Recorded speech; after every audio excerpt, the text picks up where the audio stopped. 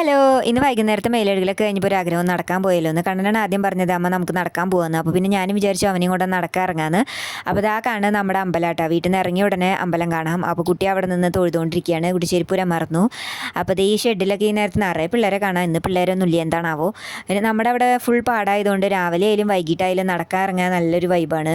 സൂര്യനൊക്കെ കണ്ട എന്ത് രസമാണ് അസ്തമിക്കാൻ പോകുന്ന സൂര്യൻ ഗൈസ്. എന്താ അത്? എന്താണ്?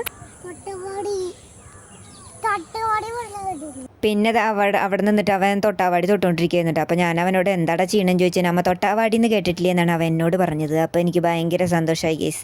പിന്നെ ഇതേ നമ്മുടെ ഷുക്കൂർ നിൽക്കണു. നമ്മുടെ ഇവിടെ ഉള്ളൊരു ഇക്കാൻ്റെ പോത്താട്ടത്, അവൻ്റെ പേരാണ് ഷുക്കൂർ.